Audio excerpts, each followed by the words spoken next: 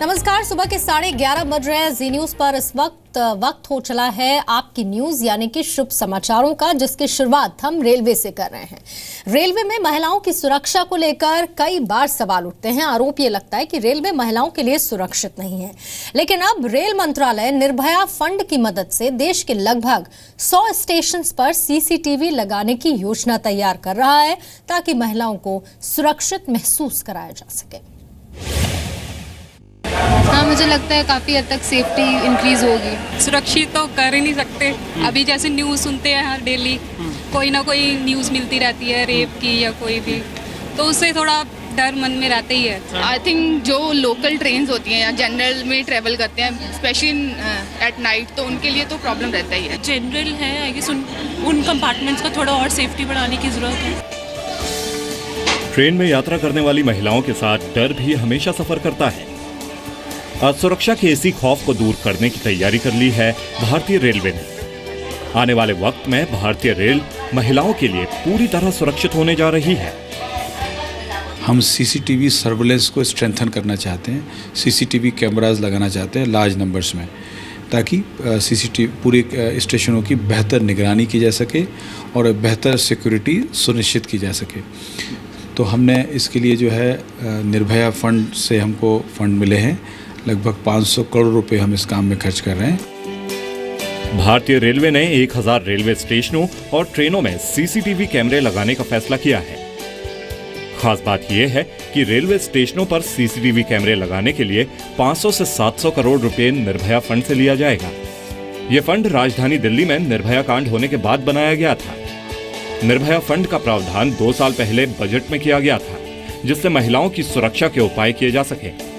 फिलहाल निर्भया फंड में 3000 करोड़ रुपए हैं और महिला और बाल कल्याण मंत्रालय इस फंड का इस्तेमाल करने के लिए नोडल एजेंसी है। रेलवे के मुताबिक सीसीटीवी कैमरों का इस तरह से प्रयोग किया जाएगा जिससे रेलवे स्टेशन का 80% एरिया कवर हो जाएगा। इनमें प्लेटफॉर्म, रेलवे एंट्री, रेलवे का टिकटिंग एरिया शामिल है। नई दिल्ली जैसे व्यस्त रेलवे स्टेशन पर नजर रखने के लिए फिलहाल 152 कैमरे लगाए गए हैं। रेलवे पुलिस भी मानती है कि सीसीटीवी कवरेज अपराध के खिलाफ काफी असरदार होता है।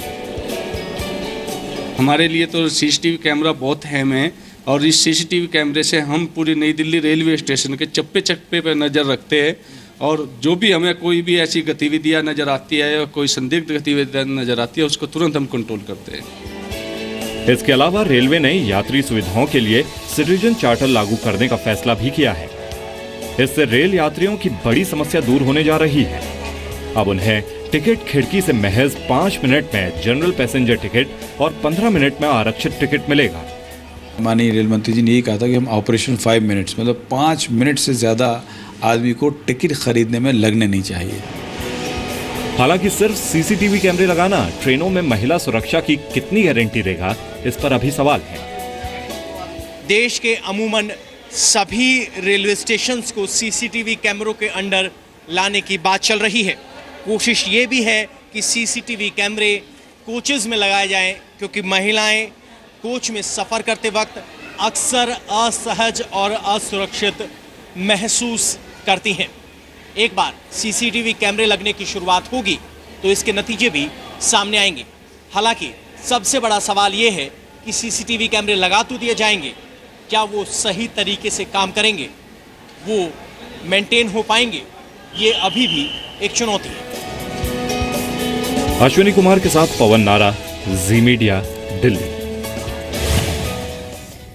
तो ट्रेन और रेल परिसर में सीसीटीवी लगाने से अपराधों में कमी आने की उम्मीद है, जिसकी पहल रेल मंत्रालय निर्भया फंड के जरिए कर रहा है। रेल मंत्रालय के आंकड़ों के मुताबिक साल 2014 में ट्रेनों में 13,813 अपराध हुए थे और ये संख्या अगले ही साल यानी कि साल 2015 में बढ़कर 17,726 हुई। और इसी तरह से 2014 में रेल परिसर के अंदर 8,085 अपराध हुए और 2015 में संख्या बढ़कर 9,600 150 हो गई और इसी कवायद में अब रेल मंत्रालय निर्भया फंड का इस्तेमाल करेगा ताकि सीसीटीवी इंस्टॉल कर महिलाओं को सुरक्षा दी जा सके। आज हम आपको एक ऐसा सरकारी स्कूल दिखाने जा रहे हैं जिसे देखने के बाद आप दंग रह जाएंगे। वो स्कूल भी आम स्कूलों की ही तरह है, लेकिन स्कूल का हुनर ही उसको बाकी स्कूलों से अलग करता है। इस स्कूल में एक नहीं, दो नहीं, बल्कि 50 स्टूडेंट्स कुछ खास हैं। कैसे, ये रिपोर्ट आप देखिए।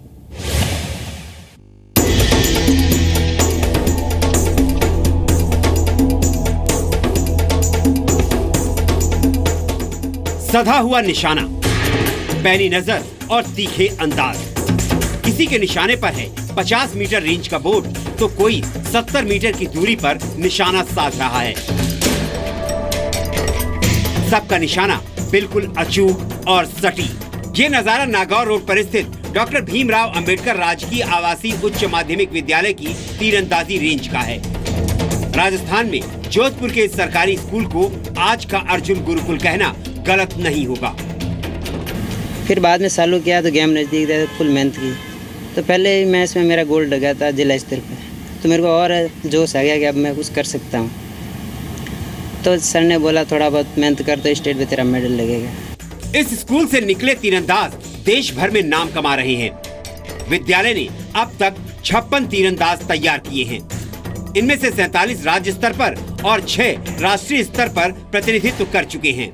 हाल ही में मुंबई में आयोजित इंडोर फील्ड आर्चरी चैंपियनशिप में इस विद्यालय के छात्र पारस राम ने गोल्ड मेडल जीता है। पारस राम अब ऑस्ट्रेलिया में अंतर्राष्ट्रीय स्तर पर होने वाली चैंपियनशिप में हिस्सा लेने जा रहे हैं। अगर सरकार हमें ये संसाधन उपलब्ध करवा दे तो बच्चे निश्चित रूप से देश का ही नहीं, राज्य का ही नहीं, देश का भी नाम ऊंचा करेंगे और इंटरनेशनल लेवल पर भी हम मेडल ला सकेंगे।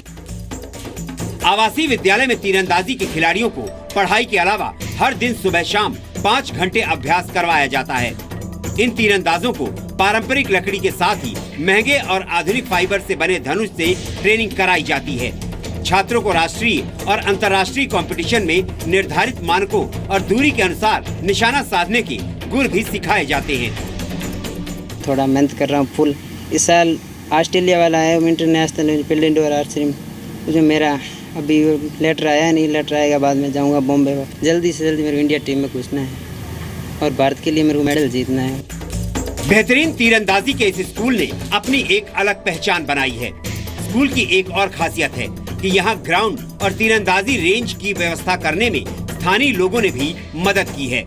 सरकार और समाज का ऐसा ही सहयोग मिलता रहे तो डॉक्टर भीमराव अंबेडकर राजकीय विद्यालय के छात्र तीरंदाजी में सफलता की नई इबारत जरूर लिखेंगे। ललित सिंह, जी मीडिया, जोधपुर, राजस्थान। कहते हैं कि अगर हौसले बुलंद हो तो मुश्किल से मुश्किल काम भी आसान हो जाता है, और ऐसे ही बुलंद इरादों की मिसाल कायम की है जल निगम के एग्जीक्यूटिव इंजीनियर राजेंद्र सिंह ने, जिन्होंने एक सरकारी स्कूल को गोद लेकर स्कूल की ऐसी काया पलट की जिसे देखकर अधिकारी ही नहीं, आम लोग भी सोचने के लिए मजबूर हो गए। यूपी के कन्नौज के एक सरकारी स्कूल ने यह साबित कर दिया है कि सरकारी स्कूल हर स्तर पर प्राइवेट स्कूलों को टक्कर दे सकते हैं। ये तस्वीरें बताने के लिए काफी है कि एक अच्छी सोच और बुलंद हौसले कैसे नया बदलाव ला सकते हैं। कभी एक खंडर के समान दिखने वाला ये स्कूल अब कन्नौज की पहचान बन चुका है। आपको जानकर हैरानी होगी कि ये स्कूल कन्नौज के अति पिछड़े इलाके में आता है। इस स्कूल में जान डालने का श्रेय जल निगम के एक अधिकारी राजेंद्र सिंह को जाता है, जिसने न सिर्फ अपनी मेहनत बल्कि अपने सहयोगियों की भागीदारी के बलबूते स्कूल की तकदीर बदल दी। और मेडिकल किट हमेशा अवेलेबल रहती है, इसमें सभी प्रकार की दवाइयाँ उसमें रहती हैं। हैंडपम्प्स भी लगा हुआ है, सोलर ऑपरेटेड सबमर्सिबल पंप की स्थापना करा दी गई है। राजेंद्र सिंह की माने तो गांव में उनके विभाग के जरिए सोलर सिस्टम का निर्माण कराया जा रहा था। इस दौरान उनकी नजर इस सरकारी स्कूल पर पड़ी जो पूरी तरह बदहाल था। राजेंद्र सिंह ने तय किया कि वो इसे प्रदेश का सबसे बेहतर स्कूल बनाएंगे। आज राजेंद्र सिंह की मेहनत रंग ला चुकी है। स्कूल में हर वो सुविधा मौजूद है जो किसी भी बड़े प्राइवेट स्कूल में मोटी फीस देकर मिलती है। अमेरिकन घास से लेकर साफ सुथरे शौचालय, हाईटेक लाइब्रेरी जैसी तमाम सुविधाएं छात्रों को मिल रही हैं। स्कूल में 24 घंटे बिजली आपूर्ति के लिए भी सोलर सिस्टम लगाया गया है। खेलने कूदने के लिए, साथ में पढ़ाने के लिए, और यहाँ पर झूले वूले सब लगे हैं। खास बात यह है कि इस स्कूल के विकास के लिए राजेंद्र सिंह ने कोई सरकारी फंडिंग नहीं ली है, बल्कि राजेंद्र और उनके सहयोगी अपनी तनख्वाह का हिस्सा यहाँ इस्तेमाल में लाते हैं। जिला अधिकारी इसे प्रदेश के लिए एक मॉडल स्कूल का दर्जा देते हैं। वहाँ पे कुछ अतिरिक्त कार्य करवाए हैं, जिसमें स्कूल का मॉडर्नाइजेशन और वहाँ फर्नीचर का प्रोविज़न वगैरह उन्होंने कराया है। स्कूल के जो बच्चे हैं उनको बढ़िया स्कूल बैग्स वगैरह भी, जूते वगैरह उनको उपलब्ध कराए हैं। पहले ही जो है इन विद्यालयों में अच्छी शिक्षा मिले, इसकी व्यवस्था की गई है। तो उसके साथ साथ जब कोई अधिकारी इस तरीके से कुछ योगदान करता है तो निश्चित रूप से यह एक काबिल तारीफ कदम है। पढ़ेगा तभी तो आगे बढ़ेगा इंडिया, और इसके लिए एक बेहतर माहौल तैयार करना बेहद जरूरी है।